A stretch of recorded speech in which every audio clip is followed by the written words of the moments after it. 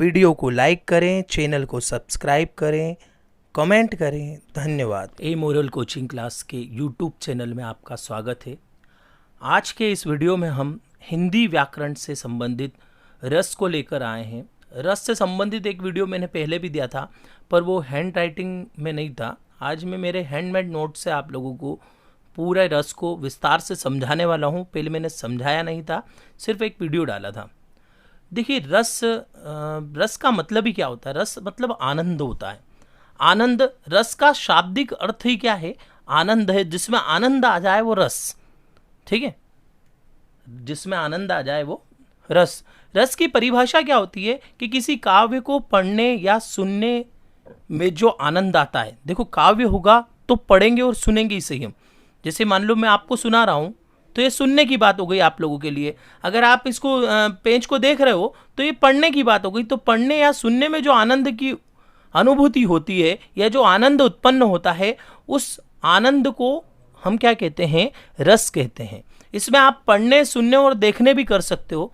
देखने का मतलब ये हो जाता है, दृश्य काव्य जब होता है तो देखते हैं, जैसे हम टीवी पे नाटक, सिनेमा वगैरह देखते हैं, नाटक और पिक्चरें वगैरह देखते हैं, तो वो देखने वाला भी हो जाता है। तो काव्य को पढ़ने, सुनने या देखने से जो उत्पन्न होने वाला आनंद की अनुभूति को ही क्या कहते हैं? रस कहा जाता है। अगर श्रव्य काव्य होगा तो श्रव्य काव्य में हम देख भी सकते हैं और पढ़ भी सकते हैं। जैसे अभी आप लोग पढ़ रहे हो मेरे इसमें, ऐसे अगर वीडियो देखने वाला होता तो देख भी सकते थे, ठीक है। ऐसे ही दृश्य काव्य में क्या होता है? श्रव्य काव्य, सुनने वाला, हाँ, जिसमें सुन सकते हैं और पढ़ सकते हैं। और दृश्य काव्य जिसमें हम देख सकते हैं और सुन सकते हैं। तो दृश्य काव्य और श्रव्य काव्य दो टाइप के काव्य होते हैं। या यूं कह सकते हैं कि काव्य को पढ़ने, सुनने या देखने से जो आनंद की अनुभूति होती है वो क्या कहलाता है? रस कहलाता है। रस के 4 अंग होते हैं। कितने अंग होते हैं? 4 अंग होते हैं। आप को स्क्रीनशॉट में बाद में लेने का मौका दूंगा, पहले आप समझ लीजिए। रस के 4 अंग होते हैं, जिनको पहले को बोलते हैं हम स्थायी भाव, दूसरा विभाव, तीसरा अनुभाव और चौथा संचारी भाव। स्थायी भाव दैट मीन्स जो हमारे मन के अंदर स्थायी रूप से निवास करते हैं, जो परमानेंटली हमारे हृदय के अंदर रहते ही हैं, वो क्या कहलाते हैं? स्थायी भाव कहलाते हैं। जो परमानेंट स्थापित है, उनको चेंज नहीं कर सकते हैं, जो फिक्स है वो ही स्थायी भाव कहलाते हैं। वे भाव, स्थायी भाव की परिभाषा देखिए। वे भाव जो मन में स्थायी रूप से स्थापित रहते हैं, इन्हें किसी अन्य भाव के द्वारा नष्ट भी नहीं किया जा सकता है, वो क्या कहलाते हैं? स्थायी भाव कहलाते हैं। जो रस हैं वो मुख्यतः वैसे 8 टाइप के थे। बाद में भरत मुनि ने उनको 9 टाइप के कर दिया था। और फिर रसों की संख्या 10 हुई, वत्सल्य रस बढ़ा। और एक रस आज के आधुनिक युग में भक्ति रस एक और बढ़ गया है। भागवत रस या भक्ति रस बोलते हैं, वो 11 हो जाते हैं, पर मैं आप लोगों को 10 ही पढ़ाऊंगा। तो स्थायी भाव भी कितने हो जाएंगे हमारे? 10 स्थायी भाव हो जाएंगे। स्थायी भाव हम तब, उसके प्रकार तब देखेंगे जब हम रस के बारे में इसमें आगे पढ़ेंगे। जब स्थायी भाव की परिभाषा आप ध्यान दीजिए कि वे भाव जो मन में स्थायी रूप से स्थापित रहते हैं या किसी अन्य भाव के द्वारा नष्ट नहीं किया जा सकता है, जिनको वो स्थायी भाव कहलाते हैं, ठीक है। अब देखो, प्रत्येक रस का एक स्थायी भाव होता है। प्रत्येक रस का एक स्थायी भाव होता है। मूल रूप से रसों की संख्या 9 है और 10वां रस वात्सल्य है। इस अतः स्थायी भावों की संख्या भी कितनी हो जाएगी? 10 हो जाएगी। 10 के स्थायी भाव मैं आप लोगों को बताऊंगा। उसके पहले हम देखते हैं विभाव की परिभाषा। विभाव क्या होते हैं? विभाव के माध्यम से ही स्थायी भाव जागृत होता है। हमारे अंदर विभाव के कारण ही स्थायी भाव जागृत होता है। या ये कह सकते हैं, स्थायी भाव को प्रकट करना विभाव का मूल कार्य है। मतलब जो स्थायी भाव प्रकट होंगे वो किसका कारण है? मूल कार्य किसका है? विभाव का है।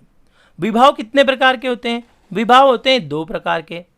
पहला होता है आलंबन और दूसरा होता है उद्दीपन। आलंबन, जिसके माध्यम से स्थायी भाव जागृत होता है, आलंबन कहलाता है। जिसके माध्यम से स्थायी भाव जागृत होता है वो क्या कहलाता है? आलंबन कहलाता है। अब इसको मैं एक उदाहरण के द्वारा आप लोगों को समझाता हूँ। इसमें मैं आपको नोट्स में तो नहीं दे रहा हूँ वो उदाहरण, मैं मेरे मन से आप लोगों को वो उदाहरण बताता हूँ।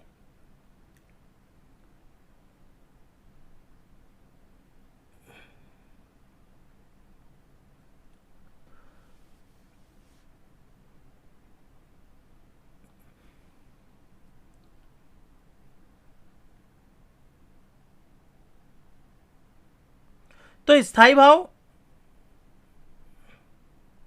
सॉरी विभाव की बात कर रहे हैं, तो विभाव में हमने कितने 2 टाइप के देखे, कौन कौन से, आलंबन और उद्दीपन। आलंबन में मैंने बोल रहा हूं आप लोगों को कि क्या होता है आलंबन। आलंबन वे होता है जिसके माध्यम से स्थायी भाव जागृत होता है। अब देखिए आलंबन कब उत्पन्न होता है, जिसके माध्यम से स्थायी भाव जागृत होता है, आलंबन कहलाता है। जैसे सीता स्वयंवर है, राम धनुष तोड़ रहे हैं, सीता वरमाला हाथों में लेकर खड़ी है, इस प्रसंग में आलंबन कौन है? तो राम और सीता क्या है, इसमें आलंबन है। क्यों? क्योंकि सीता जी का स्वयंवर चल रहा है, राम जी धनुष तोड़ने वाले हैं और सीता वरमाला लेके हाथों में खड़ी है कि जो धनुष तोड़ेगा उसको मैं माला पिना दूंगी। तो इसमें आलंबन कौन है? सीता और राम। अब देखना इसी उदाहरण से मैं उद्दीपन समझाता हूं। उद्दीपन होता क्या है पहले ये देखते हैं।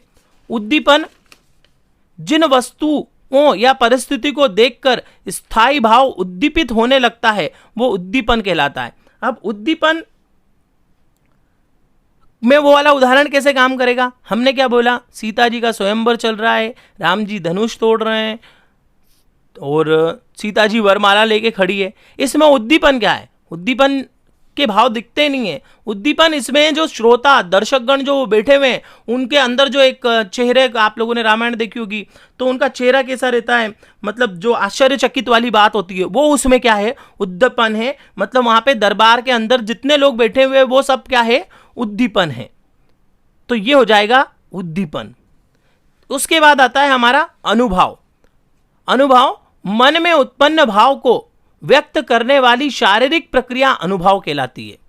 मतलब आपके मन में कुछ चल रहा है, आपके हृदय में कुछ चल रहा है और उससे शरीर के अंदर कोई प्रतिक्रिया हो रही है, वो क्या कहलाती है, अनुभव कहलाती है। जैसे हमको मन में हंसी आती है तो हम हंसते हैं, ठीक है, या किसी नाटक को या हंसी वाले नाटक को देख के हम हंसने लग जाते हैं, भले अकेले बैठे हो क्यों नहीं हो, या कोई ऐसा काव्य पढ़ के जिसमें हंसी वाली बात लिखी होती है तो हम हंसने लग जाते हैं।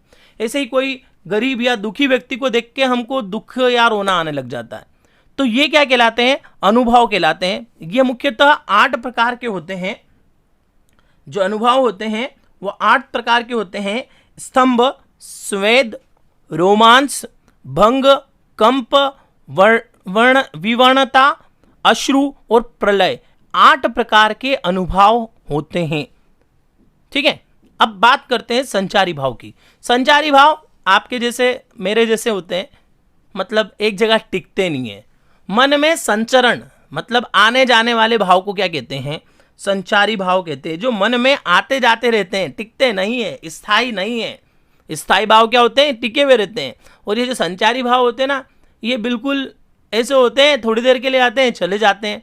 तो जो थोड़ी देर के लिए आए और चले जाए, या जो बाद में नहीं टिके, थोड़ी देर बाद वो समाप्त हो जाए, वो क्या कहलाते हैं, स्थायी भाव कहलाते हैं। मन में संचरण, आने या जाने वाले भाव को क्या कहते हैं, स्थायी भाव कहते हैं। यह भाव स्थायी भाव के साथ, संचारी भाव कहते हैं। यह भाव स्थायी भाव के साथ उत्पन्न होकर कुछ देर बाद समाप्त हो जाते हैं। मतलब कुछ देर में जो भाव समाप्त हो जाए उनको क्या कहते हैं, संचारी भाव कहते हैं। और संचारी भावों की संख्या कितनी है, 33 है। 33 संचारी भाव होते हैं जो पल भर के लिए आते हैं और चले जाते हैं। हर्ष मतलब खुशी वाला माहौल, विषाद, ग्लानि, चिंता, लज्जा, शंका, भय, मोह, गर्व, दीनता, चपलता, उत्सुकता, उग्रता, जड़ता, आवेद, निर्वेद, असूया, अमर्ष, धृति, मति, श्रम, निद्रा, स्मृति, मद, अवहितता, मरण, व्याधि, अपस्मार, वितर्क, विबोध, आलस्य, स्वप्न और श्रांस, ये सब पल भर के लिए आते हैं और चले जाते हैं। ये क्या कहलाते हैं, स्थायी भाव कहलाते हैं।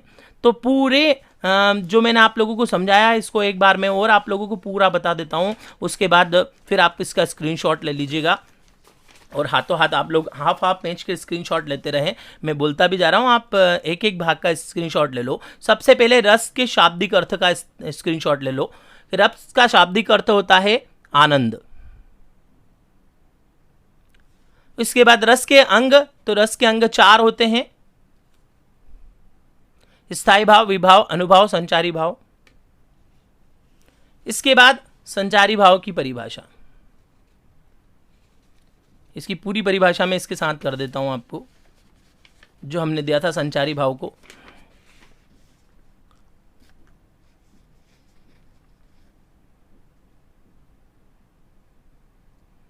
संचारी भाव के बाद विभाव, विभाव आलंबन तक पूरा स्क्रीनशॉट ले लो आप।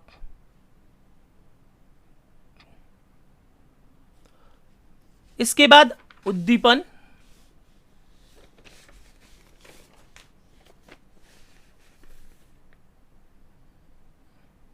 उद्दीपन के बाद अनुभाव,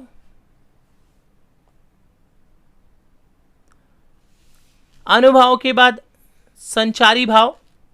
इनकी संख्या सहित दे देता हूं मैं आपको, 33 संख्या है इनकी, पूरी एक साथ नहीं आ पाएगी।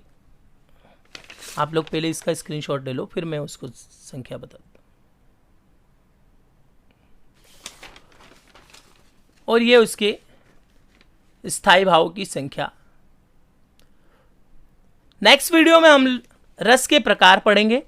रस कितने प्रकार के होते हैं? हमने 10 प्रकार के रस लिए हैं। श्रृंगार, हास्य, करुण, वीर, रौद्र, भयानक, विध्वंस, अद्भुत, शांत और वात्सल्य रस। मेरा विशेष निवेदन है, आप मेरे YouTube चैनल को सब्सक्राइब करें अगर अभी तक सब्सक्राइब नहीं करा है। लाइक कीजिए, शेयर कीजिए, ज़्यादा से ज़्यादा लोगों तक इसको आप लोग शेयर कीजिए। और एक बात बता दूं, इस वीडियो के अंदर ये आपको कंपटीशन एग्जाम की तैयारी कराने के लिए भी सहयोग करेगा। ये आपको 9वीं से 12वीं तक के रसों के और अलंकार वगैरह सारे अभी मैं आने वाले वीडियो में मेरे देने वाला हूं। उधर इंग्लिश भी चल रहा है, हमारा 10th हमारा कंप्लीट हो चुका है। बहुत सारे इंग्लिश में अच्छे अच्छे वीडियो आ रहे हैं। आप लोग लगातार वीडियो देखते रहें, लाइक कीजिए और हमारे चैनल से जुड़े रहिए। धन्यवाद।